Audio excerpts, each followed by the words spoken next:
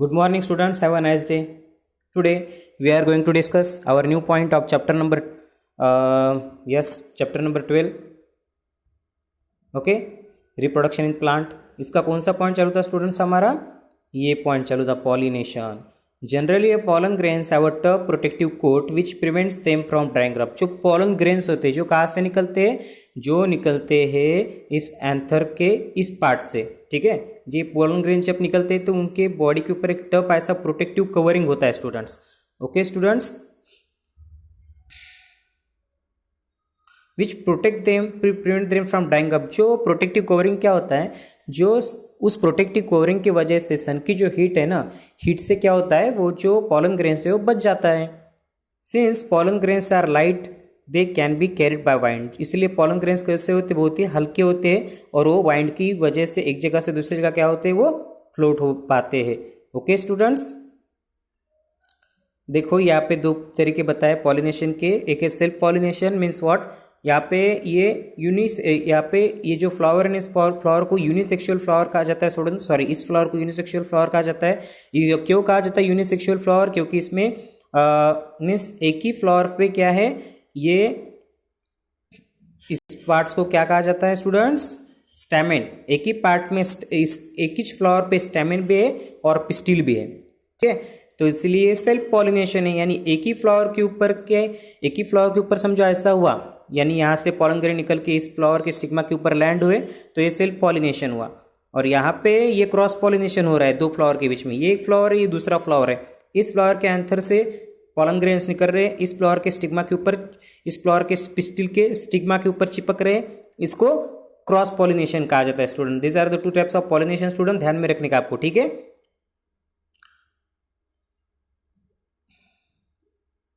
since pollen grains are light they can be carried by wind or water. Insect visits flower and carry away pollen on their bodies. देखो जो insect होते हैं ना, छोटे छोटे कीड़े, वो क्या करते हैं, ये ऐसे समझो यहाँ पे कोई बटरफ्लाई समझो बैठी इसके ऊपर. ठीक है, इस एंथर के ऊपर. तो उसकी वो क्या करेंगी, इस फ्लावर के अंदर जो नेक्टर है उसको चूस लेंगी. उसके बाद वो क्या करेंगी, उसके पाव से ये जो एंथर के ऊपर जो पॉलन ग्रेन्स है वो पॉलन ग्रेन्स उस बटरफ्लाई की फ्लावर पाव को चिपक जाएंगे. उसके बाद वो बटरफ्लाई क्या करेंगी, इस फ्लावर के ऊपर जाएंगी. तो इस फ्लावर के स्टिग्मा, इस फ्लावर का जब वो नेक्टर चूज करेंगे ना, तब अपने पाव के ऊपर जो पॉलन ग्रेन चिपके वाले हैं ना उसके, वो यहाँ पे गिर जाएंगे स्टिग्मा के ऊपर. और उसके बाद फिर यहाँ पे ये क्या होगा, ये क्रॉस पॉलिनेशन होगा students. You understand student what I said? Okay, now next point. The transfer of pollen from the anther to the stigma of a flower is called pollination. Pollination means what? Pollen grains transfer होना. कहाँ से? एक flower के anther से या same flower के anther से stigma और दूसरे फ्लावर या सेमी फ्लावर के स्टिग्मा के ऊपर, उस प्रोसेस को पॉलिनेशन कहा जाता है स्टूडेंट. 10 से लेकर इस पॉलिनेशन के ऊपर आपको ऐसा ब्रैकेट करना है स्टूडेंट्स, ये आपकी नोट्स है. ठीक है, in the pollen lands on the stigma of the same flower or another flower of the same plant, it is called self pollination. ये self pollination means what?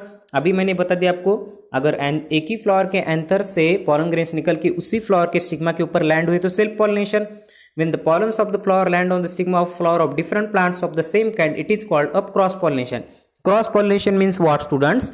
एक फ्लावर के एंथर के ऊपर से पॉलन ग्रेन निकल के दूसरे flower के स्टिग्मा के ऊपर चिपकना, इसको क्रॉस पॉलिनेशन कहा जाता है स्टूडेंट्स. ओके स्टूडेंट्स,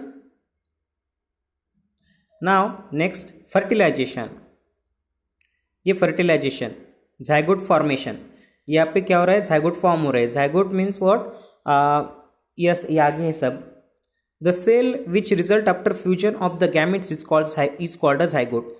जो सेल फॉर्म होता है गैमेट की फ्यूजन से, यानी एग और पॉलन ग्रेन की फ्यूजन से, उसको जाइगोट कहा जाता है. The process of fusion of mail, यहाँ से लेकर यहाँ तक अंडरलाइन, 10 से लेकर जाइगोट तक इंपॉर्टेंट है. The process of fusion of male and female gametes is called fertilization. जब मेल और फीमेल गैमेट एक दूसरे के साथ क्या होते हैं, कंबाइन होते हैं, तो उस प्रोसेस को क्या कहा जाता है students?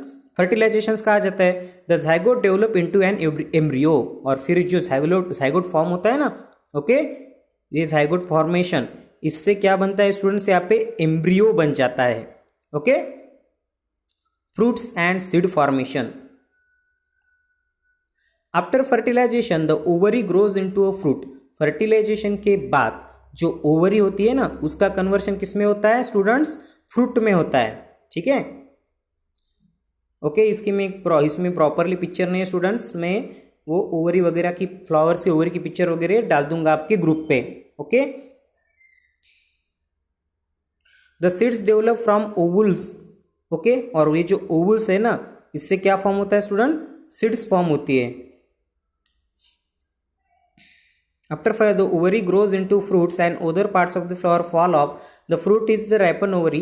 The seeds develop from the ovule. Seed कहाँ से बनते हैं स्टूडेंट्स, ओवुल्स से बनते हैं। The seed contain an embryo enclosed in a protective seed coat. seed के अंदर क्या होता है, एम्ब्रियो होता है, ठीक है।